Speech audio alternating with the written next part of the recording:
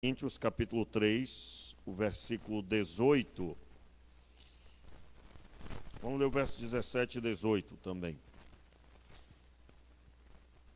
Glória a Deus. Diz assim a palavra. 2 Coríntios 3, verso 17 e 18. Ora, o Senhor é o Espírito. E onde está o Espírito do Senhor, aí há liberdade. E todos nós, vamos ler juntos? E todos nós, com o rosto descoberto, refletindo a glória do Senhor, somos transformados de glória em glória na mesma imagem, como pelo Espírito do Senhor. Meu Pai, tenha misericórdia de nós, nos abençoe, nos dê luz, iluminação na Tua Palavra, que seja, Pai, a Tua Palavra conectada ao nosso coração e venha render muito fruto, que ao terminarmos aqui, Senhor, seja cada vez mais intensa a Tua obra. Pai, nós sabemos que a Tua Palavra entra profundamente no nosso coração e ela gera a obra necessária. Então te pedimos, Pai, abençoe que seja assim. No nome de Jesus, amém. Esse texto é o texto que nós estamos percorrendo sobre a transformação, o que significa a transformação de glória em glória. O verso 17 diz que aonde há o Espírito do Senhor, aí há a liberdade, nós explicamos, que ainda que isso seja usado em liturgia de culto, né? Você já deve ter ouvido pessoas falando, meu irmão, você pode ficar à vontade, porque onde há o Espírito do Senhor, aí há a liberdade. Não tem absolutamente nada a ver com a liturgia de culto, com forma de culto, né? Ainda que nós podemos e devemos ter liberdade para adorar a Deus, levantando a mão, dizendo glória a Deus, aleluia, estando à vontade na presença do Senhor, né? Mas o texto, como já vimos em mensagens anteriores, ele significa outra coisa. Ele fala sobre a libertação. Há uma libertação aonde o povo de Israel, ainda debaixo do véu que foi posto no coração deles, eles agora estão sem o véu, mediante a conversão. Estando convertidos, a conversão é a libertação, aonde o que estava impedindo de ver, agora é uma realidade.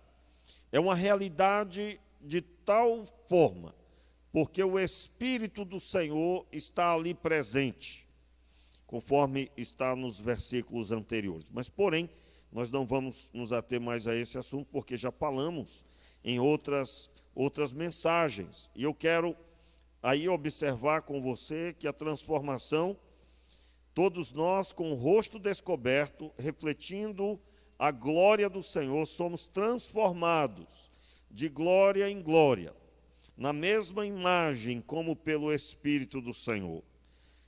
Esse texto faz referência à experiência de Moisés, que todas as vezes que ia até a presença do Senhor, ele voltava com o rosto resplandecente.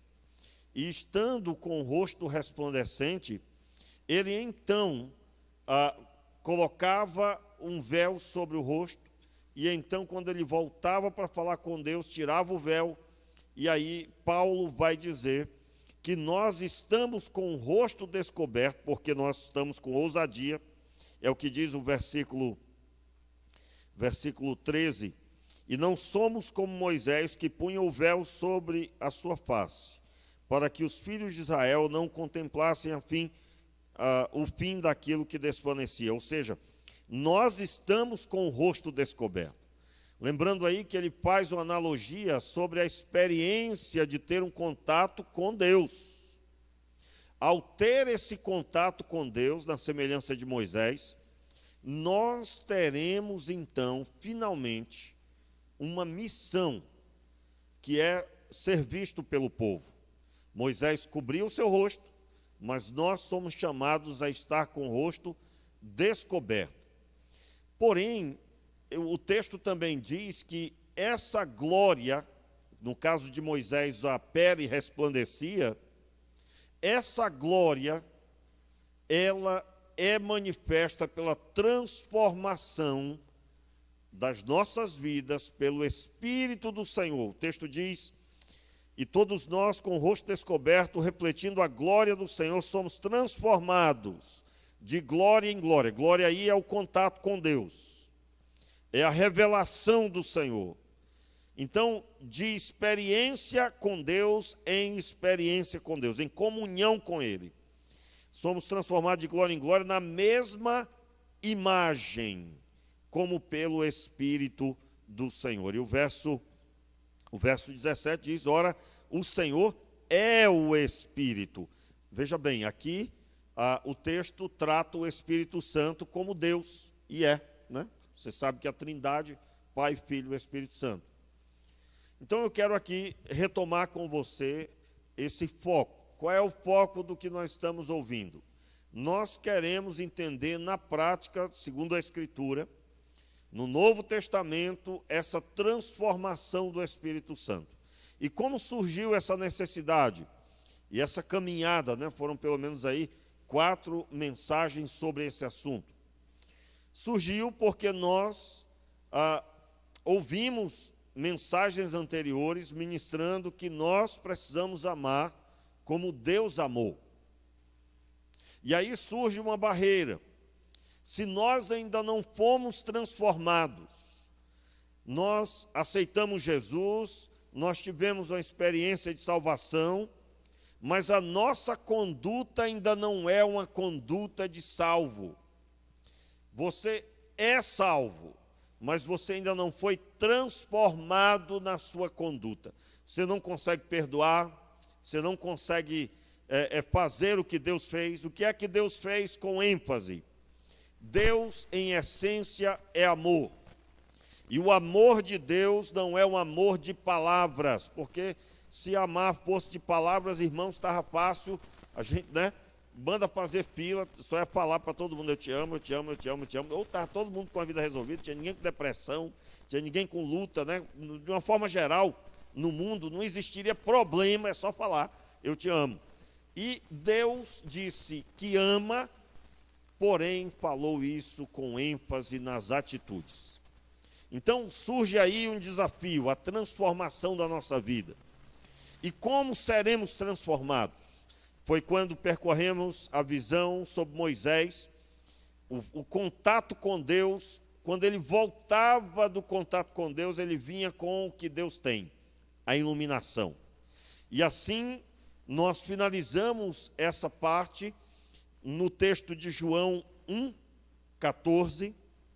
Por favor, abra a sua Bíblia, João 1,14, pois hoje nós estaremos falando sobre Jesus unigênito do Pai, o Filho único do Pai, e começaremos hoje a compreender sobre isso e vem aí o sentido. Muito bem, como eu estava dizendo, João capítulo 1, verso 14, diz: e o Verbo se fez carne e habitou entre nós, cheio de graça e de verdade, e vimos a sua glória, glória como do unigênito do Pai.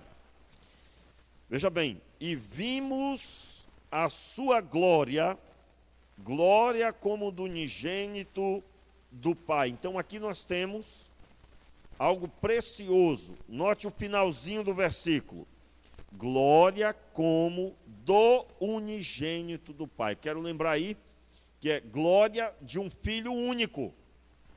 Só tem ele. Só tem ele. Nesse momento aqui, só tem Jesus. Não há outro filho de Deus. Não há. Somente um, ao contemplá-lo, a pessoa vai ver o Pai. É Jesus Cristo. Aqui, Jesus, nascido na terra, mas no Antigo Testamento, o Filho, ele é representado em vários momentos, ele aparece no Antigo Testamento, só não tem o nome Jesus, porque Jesus é quando ele nasce na terra em formato humano, se faz carne. Muito bem, Por que é que nós estamos abordando isso? Porque no Novo Testamento, a mesma dinâmica de transformação da manifestação de Deus se dá, mas se dá através do Filho. E aí nós finalizamos, quando abordamos isso, nós falamos que ao ler a Escritura, você está sendo transformado de glória em glória, porque você está diante da glória. E eu quero trazer aqui a explicação do termo grego glória, que está aí no versículo. Segundo o estudo dessa palavra, você vai encontrar vários sinônimos para ela, né? Glória significa honra ou louvor dado a coisas, de uma forma geral é utilizado, porém, no texto aqui, é a majestade e o brilho que acompanha a revelação da presença e do poder de Deus. Então, João, quando disse, nós vimos a sua glória, nós vimos a sua majestade, nós vimos o seu brilho. Estou aí parafraseando com a explicação. Essa palavra é tão rica que não é possível expressá-la com uma única palavra. Tem aqui uma lista, porém eu vou me ater só a uma parte necessária. A majestade e o brilho que acompanha a revelação da presença e do poder de Deus. Então, João, quando disse, nós vimos, e aí vem o chamado para cada um de nós, que você, ao ler a Escritura, na semelhança dos apóstolos que estavam com ele, que você tem esse contato. Na verdade, você sabe que foi muito mais completo que isso. Aconselho você a entrar na página aí no canal aí da igreja, no YouTube aí, você vai ver toda a série, todas as séries que englobam o que nós estamos ministrando.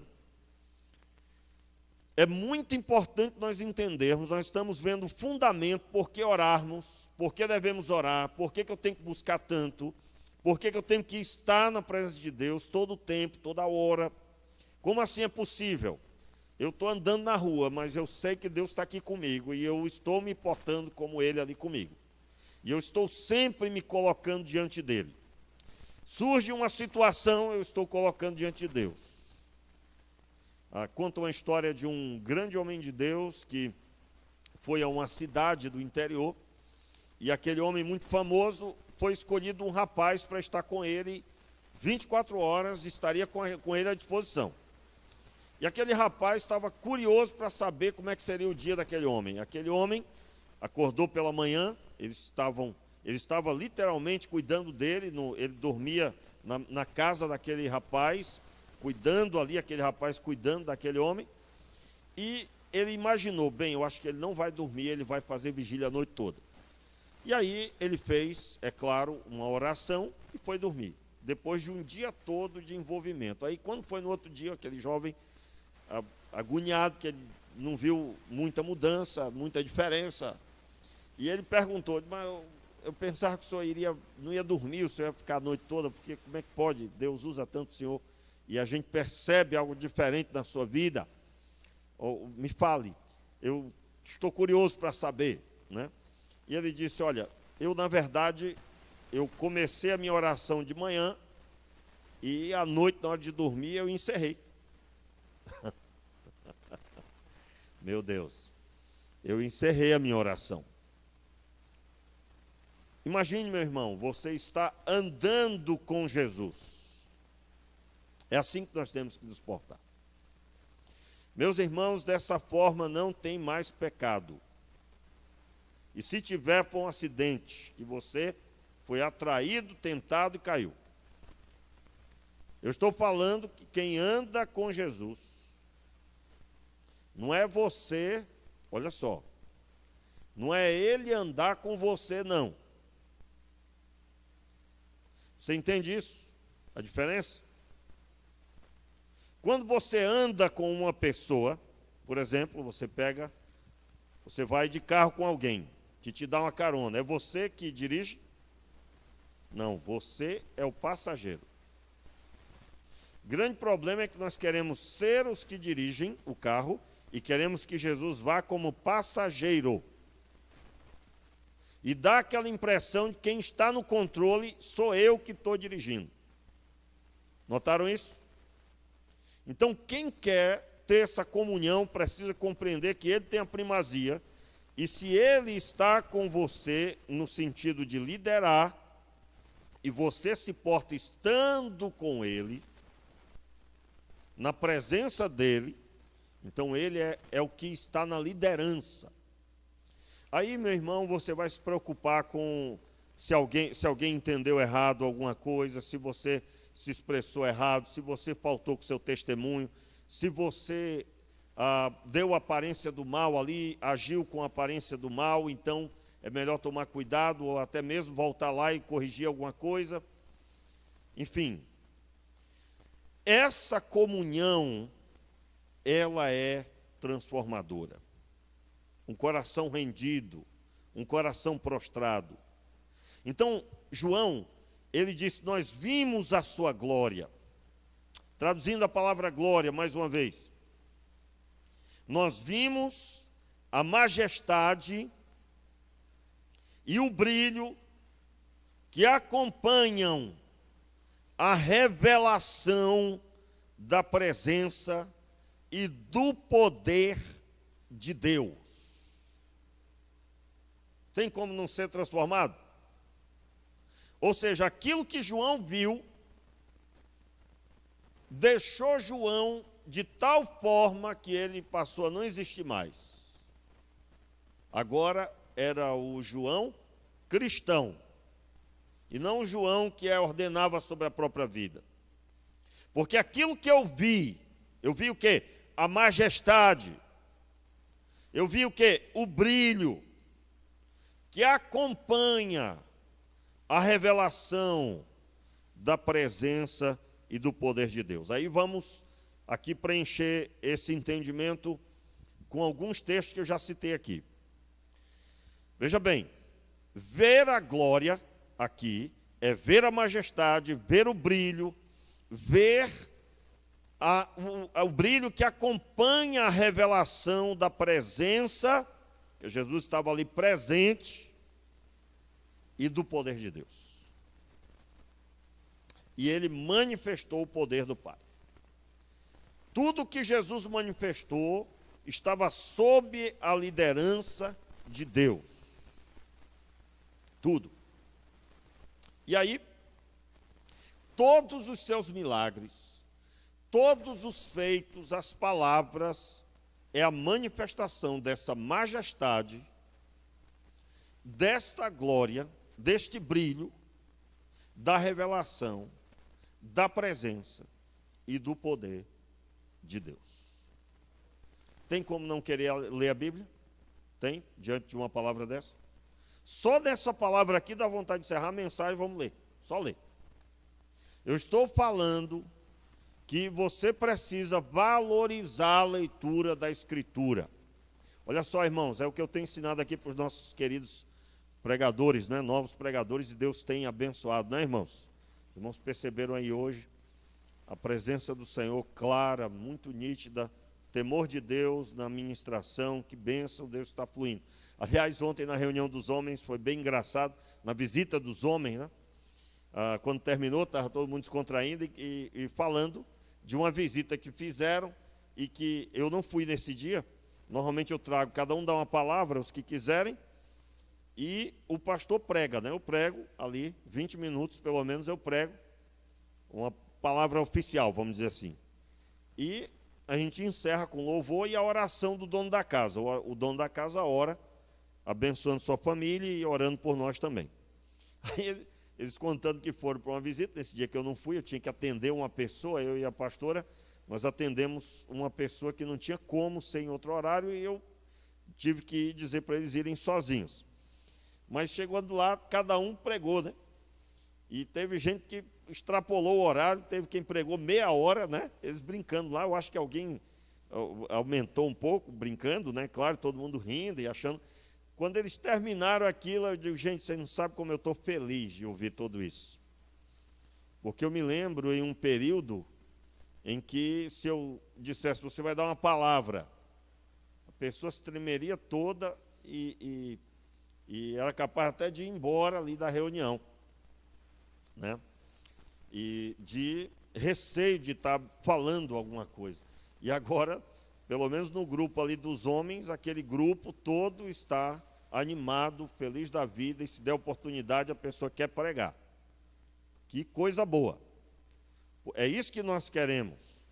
É isso que nós cremos na Escritura, porque se eu vi a glória, os irmãos lembram que eu já preguei aqui sobre esse versículo, e o que é que João estava dizendo? Eu vi a glória, tanto é que eu vou escrever agora essa glória, e aí surgiu o quê? O Evangelho de João.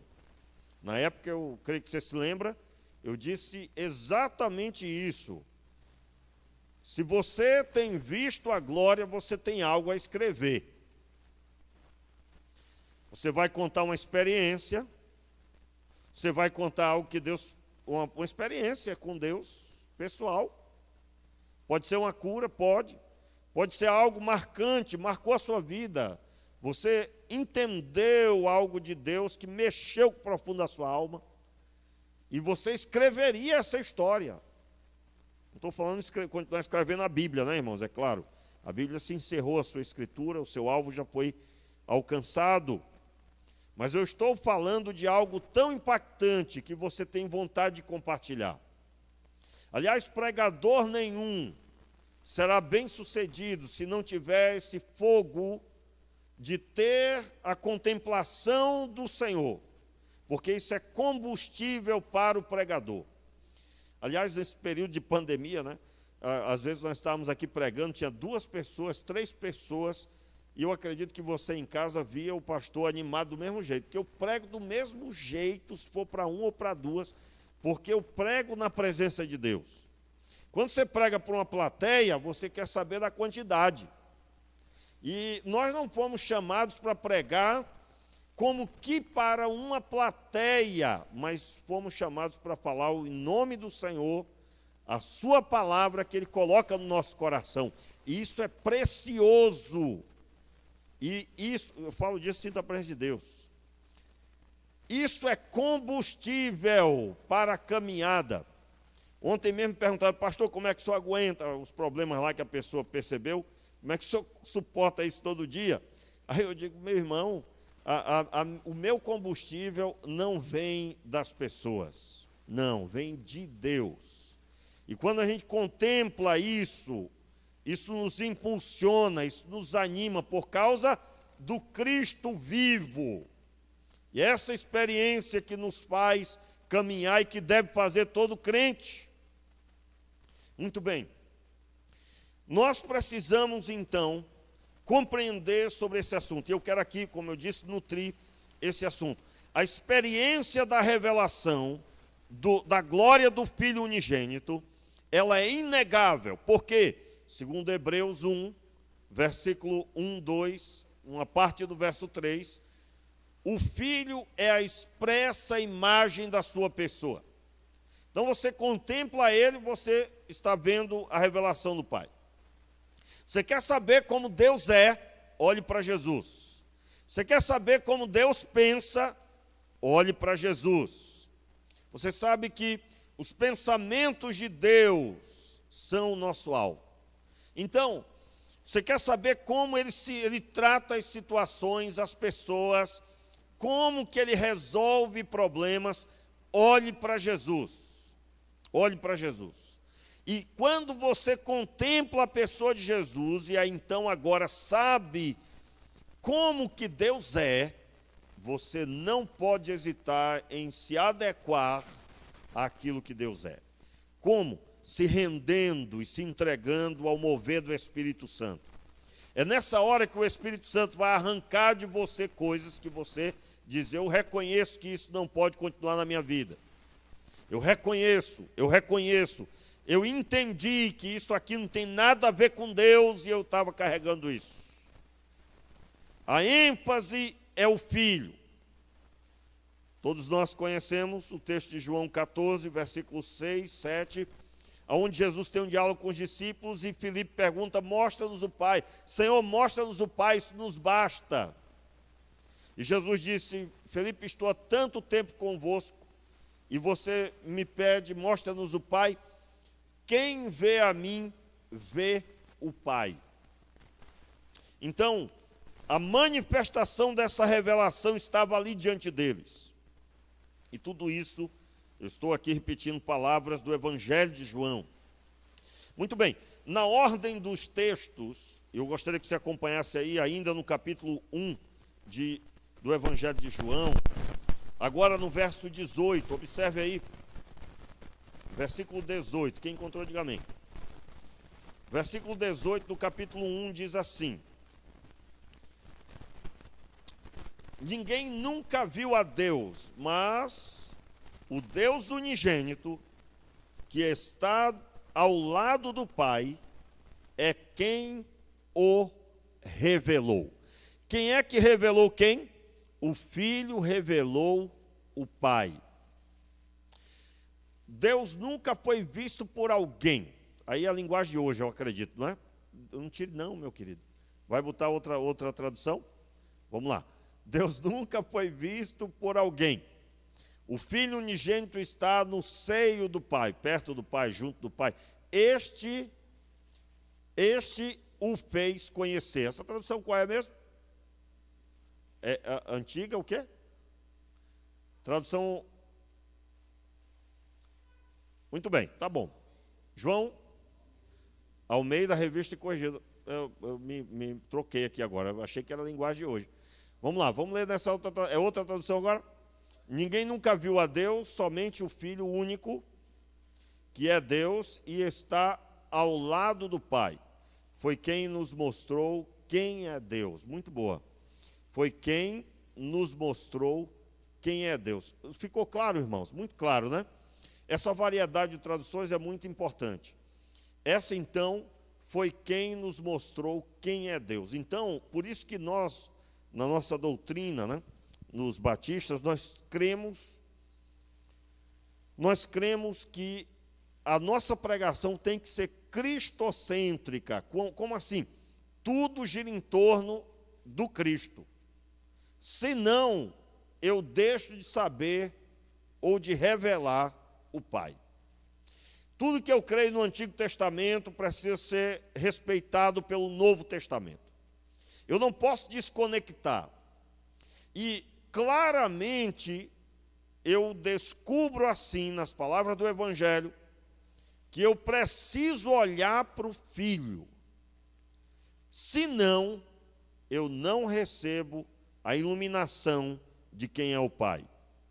Então, o Filho unigênito, ele revela o Pai. Veja bem, não há outra opção, não tem outro meio. Só o Filho revela o Pai. Pela ordem do texto, agora capítulo 2, versículo 11, por favor, leia.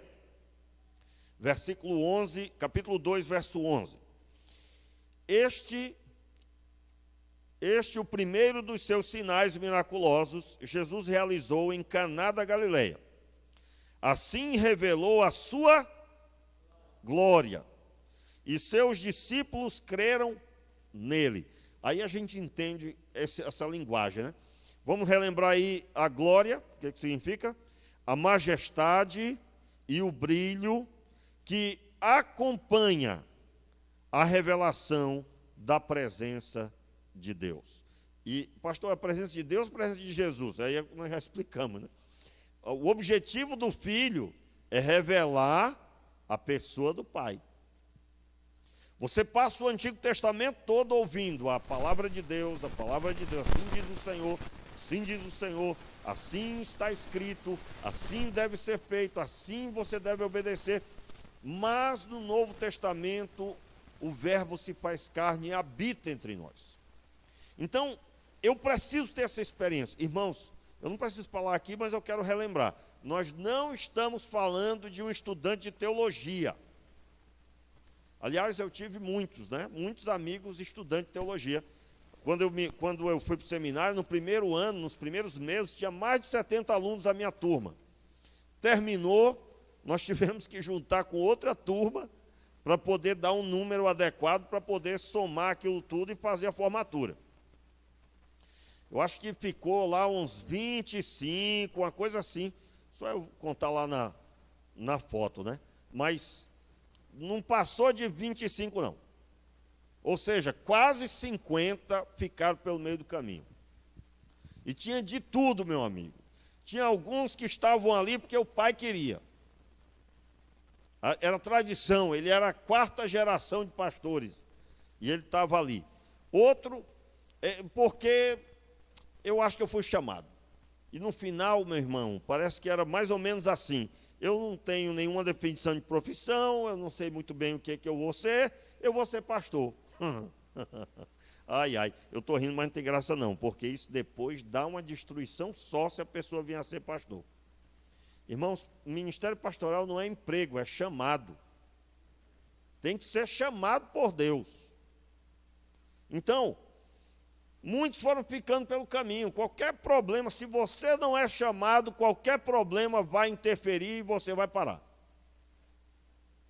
E aí, nós estamos vendo o seguinte: se eu tenho a contemplação da presença, e aqui nesse versículo 11 do capítulo 2, se refere àquele primeiro milagre que foi feito em um casamento. Veja bem, o primeiro milagre de Jesus foi feito em um casamento. Para mim isso tem uma mensagem especial. Como assim? Em um casamento. Família. Primeiro milagre público de Jesus foi no meio de um matrimônio, em uma festa, em uma celebração. E o texto diz que ele mostrou a sua glória, mostrou a sua majestade, o seu brilho, o brilho da revelação do poder de Deus. E aí, os discípulos creram nele.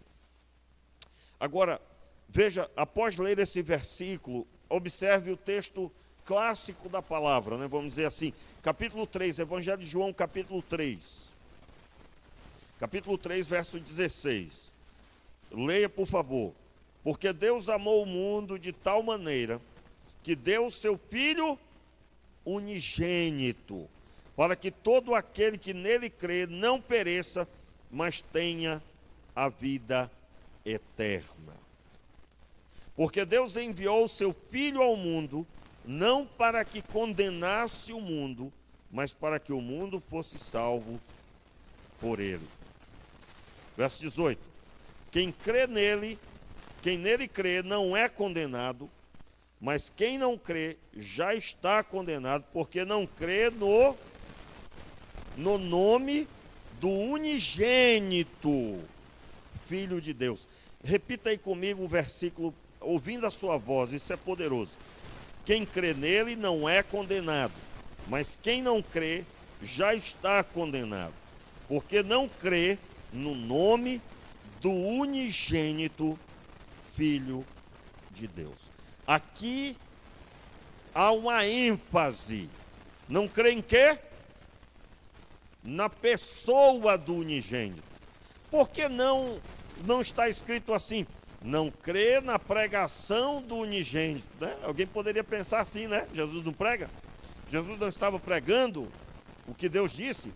Mas não crê na pessoa do unigênito Filho de Deus.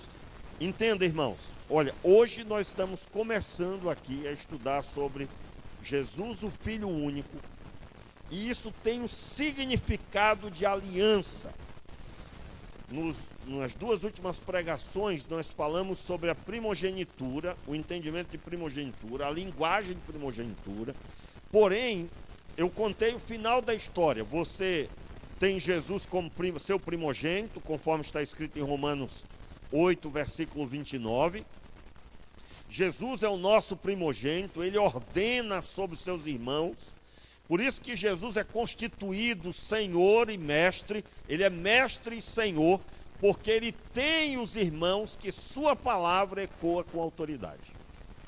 Nós percorremos todo o fundamento, domingo pela manhã, domingo à noite, para entendermos o seguinte: antes de contemplarmos essa realidade hoje, deve encher o meu coração que ele era unigênito e ele agiu para se tornar primogênito.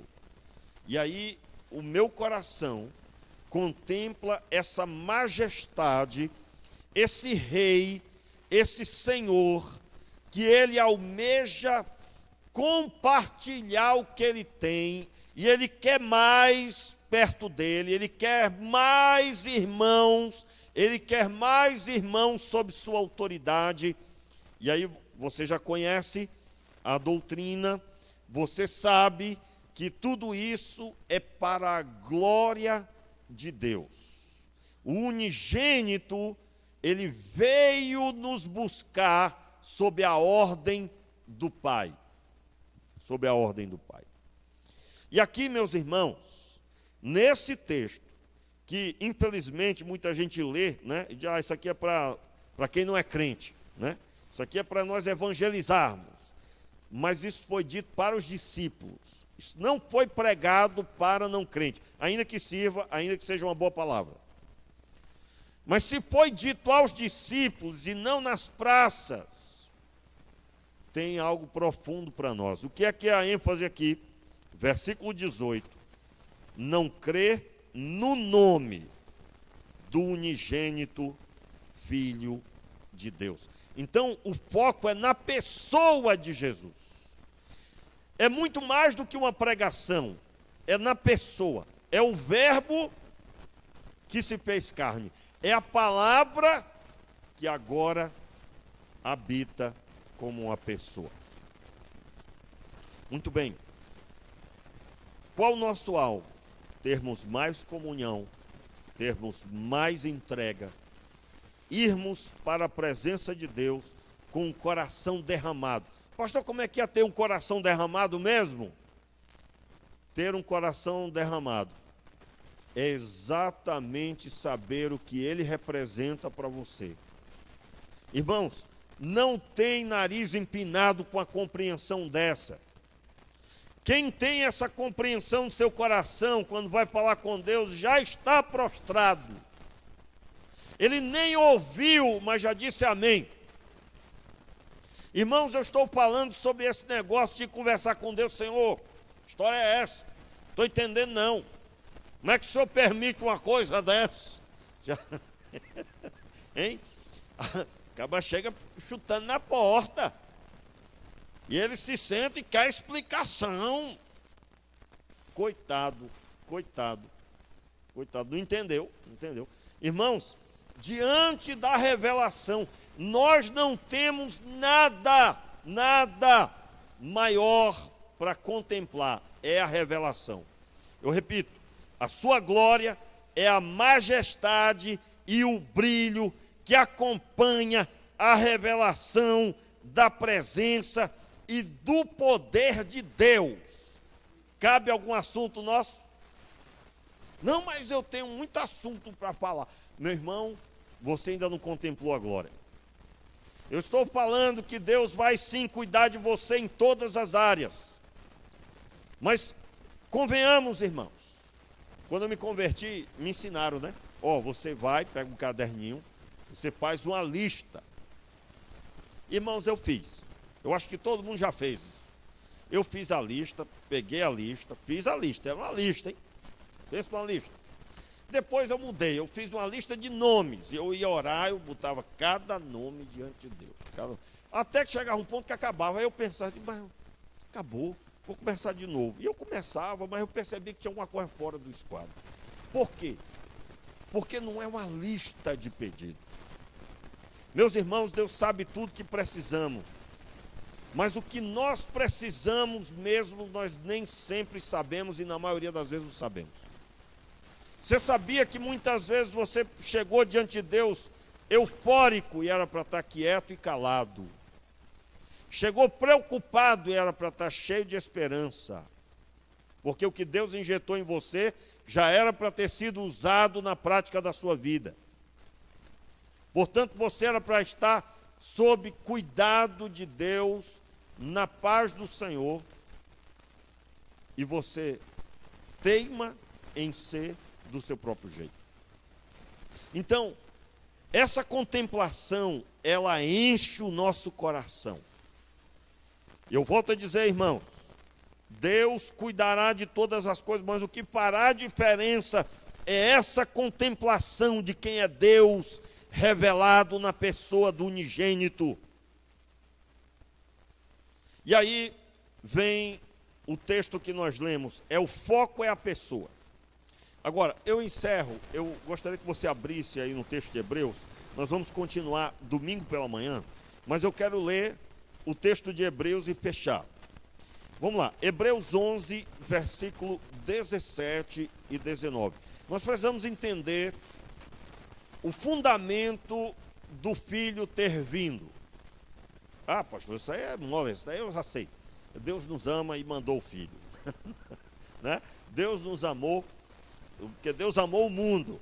Sim, mas por qual a autoridade de Deus, a legitimidade de Deus em fazer isso, já que a terra, todos pecaram, né? Todos pecaram. Então, o que Deus fez para trazer o filho, o unigênito dele? Hebreus 11, verso 17 ao 19 diz assim: pela fé, Abraão, quando posto à prova, ofereceu Isaque. Aquele que acolheu as promessas de Deus estava a ponto de sacrificar o seu único filho, do qual havia sido dito: a sua descendência virá por meio de Isaque. Abraão considerou que Deus era poderoso até para ressuscitar Isaque dentre os mortos, de onde também figuradamente o recebeu de volta. Muito bem, o texto de Hebreus vai dar ênfase que Abraão, ele ofereceu Isaque. E ofereceu Isaque por quê? Porque ele acolheu as promessas de Deus. E o texto diz, as promessas de Deus, e então ele estava a ponto de sacrificar o seu único filho. Entenda aí. Abraão estava a ponto de sacrificar o seu único filho. Era o seu unigênito, no sentido que somente ele era o filho da promessa, né? Você sabe disso. Ele era o único. O único filho, ele, por causa das promessas, ele agora iria sacrificá-lo sob a ordem do Pai. E o texto diz, do qual havia sido dito, a sua descendência virá por meio de Isaque. Então, quando Abraão entrega o seu filho, ele estava abrindo mão do seu futuro. Para obedecer a Deus, ele decide abrir mão de sua futura família. Isso nos lembra Adão. Adão ouviu a voz de Deus, mas depois de ouvir a voz de Deus, ele repudiou a voz primeira e ouviu a segunda voz, que foi de Satanás. E a voz que ele ouviu dizia: pense em você, seja o que você quer ser e seja como Deus é. Quem comer esse fruto será como Deus, conhecendo o bem e o mal. Deus não quer que você coma, porque no dia que você comer, vossos olhos se abrirão e sereis como Deus. Esse aí, sereis como Deus. E no estudo do texto, o conhecendo o bem e o mal, significa, você passará a saber pela sua própria ótica o que é certo e o que é errado. Portanto, hoje, o significado de pecado, baseado nesse texto, é exatamente uma pessoa que olha, né, quem nunca viu isso, né? A pessoa está viciada em drogas. Você vai conversar com ela, buscar convencê-la que aquele caminho é um caminho de morte. O que ela diz para você? Olha, eu sei o que eu estou fazendo e eu tenho tudo sob controle. Quem nunca viu isso? Hã? E a pessoa se isola, normalmente se isola da família, se isola dos amigos, ela mantém uma cerca ao redor, um muro, e ela diz, eu sei o que eu estou fazendo. A pessoa tomou uma decisão errada, uma decisão que vai destruir sua família, uma decisão que vai destruir sua carreira, uma decisão errônea e errada, realmente, em todos os âmbitos. Aí um amigo vai conversar, o que é que ele diz? Eu sei o que eu estou fazendo. Dentro da igreja, você vai conversar com a pessoa e você então, né? Você vai conversar com a pessoa e você então vai lá, conversa com a pessoa. Ela diz, não estou entendendo você. Não tem nada de errado aqui. Né? Por exemplo, um dos assuntos que mais acontece isso, irmão. Os irmãos sabem, eu não bebo. Eu não bebo, tá? E que Deus tenha misericórdia de mim e me conserve assim. Como assim? Ah, meu irmão, você vai encontrar crente que acha que não tem problema beber em casa uma bebidinha. Eu não bebo. Eu não bebo. E não aconselho ninguém beber. Ah, mas a Bíblia diz que não pode se embriagar. Meu irmão, cuidado, que aí tem uma raizinha, ó. Quero deixar claro, irmãos, que essa história aí, por exemplo, de cerveja sem álcool, você não encontra ninguém tomando a cerveja sem álcool que não pensa na cerveja original. Então você precisa, uma coisa eu digo, a Bíblia diz, antes enchei-vos do Espírito. Eu quero ver essa força para buscar a Deus. Texto de Provérbios diz que até o rei se dá mal, em resumo, quando bebe. Então, aqueles que defendem beber um pouquinho do que eu já conheço, irmãos. Eu nunca vi um que defende isso, que seja uma pessoa de oração e que está sempre nas reuniões de oração e que não falta culto. Eu não vi ainda.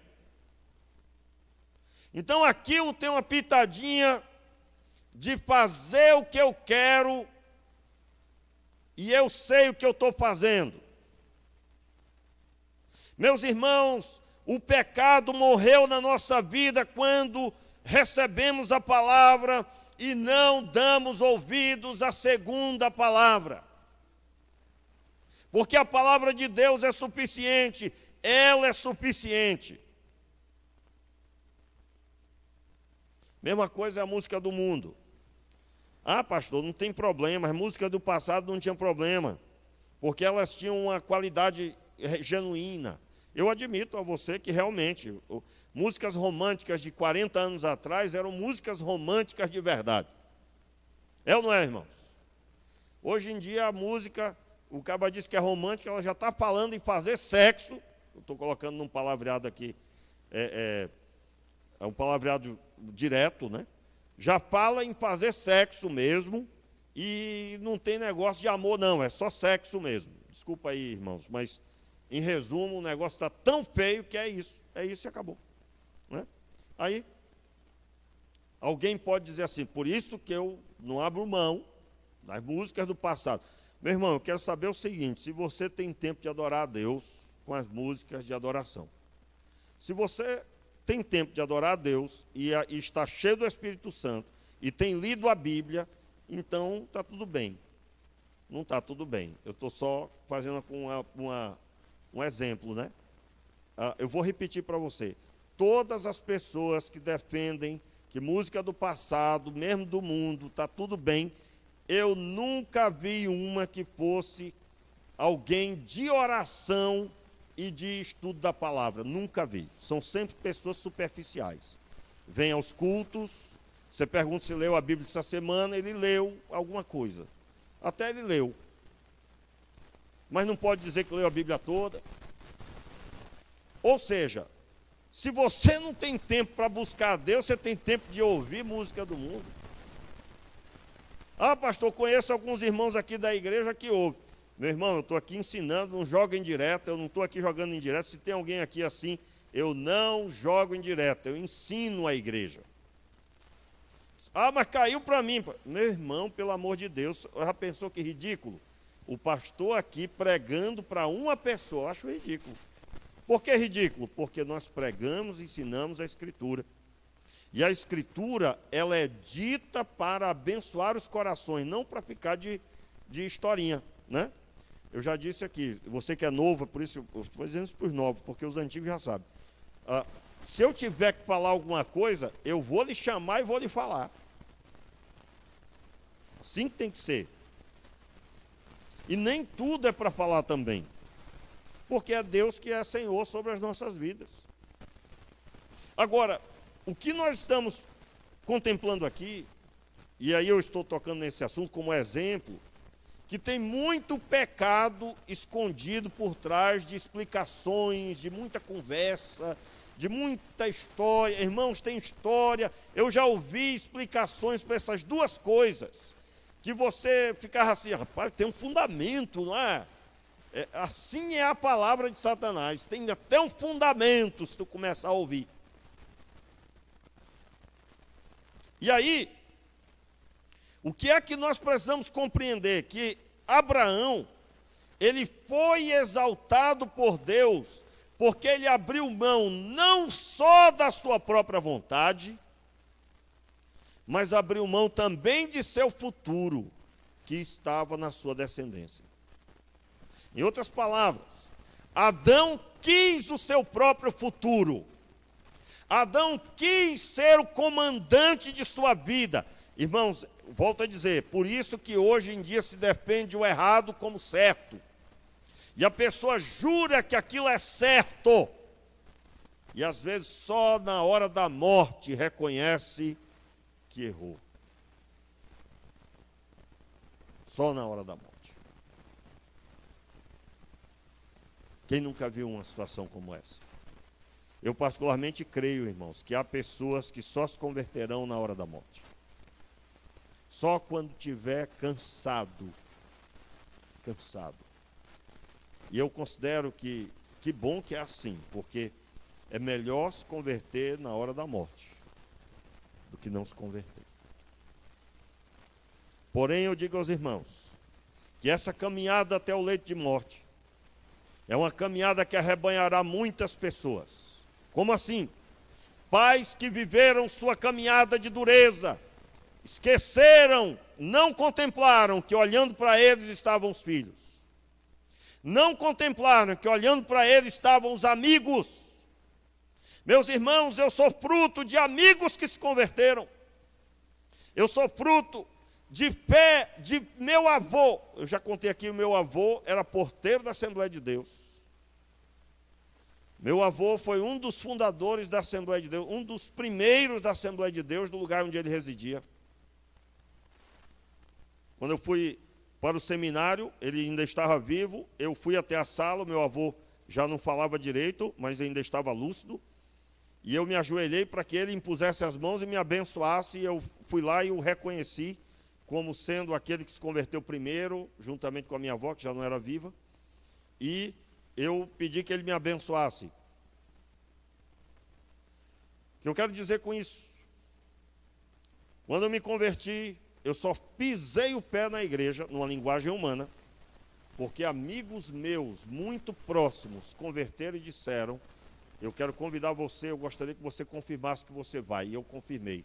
E no nosso meio de amizade, quando você dava uma palavra para um amigo, você tinha que cumprir. E eu fui, irmãos.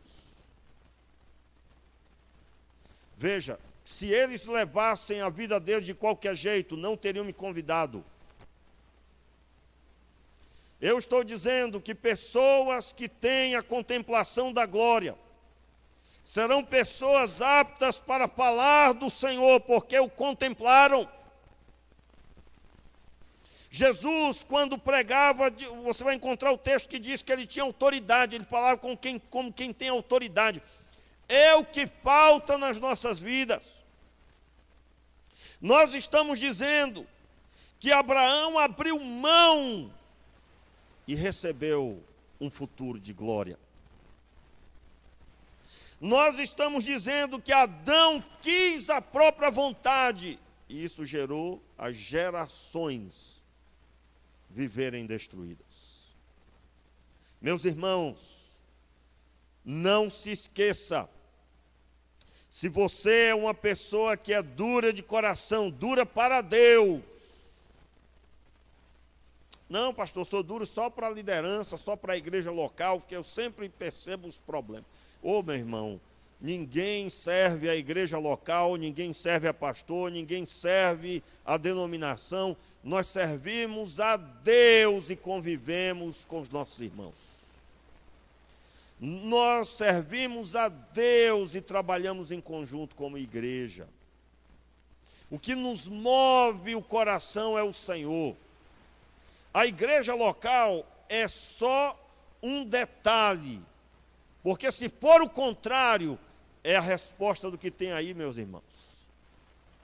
Nós temos encontrado um cristianismo vazio, fraco, cristianismo que está conectado à igreja local. Que pobreza, que pobreza, que pobreza. Como assim? Pastor, que conversa é essa? Olha só, irmão. Não, meu irmão, eu não posso beber porque eu sou da igreja. Meu Deus. Ah, meu Senhor, não entendeu nada. Alguém te chama para uma festa, uma danceteria, uma boate, sei lá, uma rave, sei lá, o que seja qual for o nome. Aí você, não, meu irmão, eu não posso porque eu sou da igreja, se meu pastor souber. Que pobreza de cristianismo, porque o que move a nossa vida à obediência é a aliança com Deus, irmãos, é a nossa caminhada com o Pai, é o nome dele que ecoou no meu coração. Você está sendo tentado, você está na presença de Deus, e você vai contemplar que é o Senhor que move a sua vida. Eu me lembro de um rapaz que ria, enquanto eu dava um estudo bíblico para a irmã dele e para o esposo dela. Eu dava estudo bíblico ali nas casas, e naquele dia tinha um rapaz que era roqueiro, daqueles muito louco, como diz a gíria popular, e ele estava sentado, e ele só ria e bagunçava. Aí eu digo, o senhor está rindo do quê? Não, estou rindo dessa história de Deus aí, Deus não existe, isso tudo é uma piada. Aí ele ria, e eu ministrando. Aí, irmãos, veio aquela veia de profeta, né? Aí eu digo, olha só, o Senhor Deus vai vir sobre a sua vida e você vai ter uma experiência com Ele. Quando você tiver, você vai lembrar desse dia. Irmãos, passou-se algumas semanas, ele veio ao meu encontro me dando a paz do Senhor. Ele tinha um cabelo enorme, um cabelo que toda mulher gostaria de ter. Com todo respeito aí à vontade, mas aquele cabelo era bonito mesmo. E aí, ele olhou para mim e disse, irmão Renato, e agora o que eu faço com esse cabelo? Eu tenho que cortar. Eu digo, não corta não, pelo amor de Deus, deixa esse cabelo aí. Aí alguém olhou e disse, que isso? Tem que cortar mesmo? Eu digo, não vai cortar não. Aí eu fui explicar. Irmãos, e aquele rapaz que estava daquele jeito passou a ser ministrado também por mim, que ele ria. Foi muito legal. E aí eu disse para ele, eu digo, você não vai cortar esse cabelo. Você vai buscar o Senhor. E você só vai passar tesoura nesse cabelo se Deus falar ao seu coração. Veja bem, ele era conhecido pelo cabelão e por andar loucão, né, numa linguagem lá deles. Você acha que não iam perguntar, você cortou porque você é da igreja agora. Você acha que não ia dizer isso? E aí, seria o escândalo para quem? Para o sistema religioso, que é o sistema religioso, é como o povo lá fora vê. Qual é o sistema religioso seu? Batista.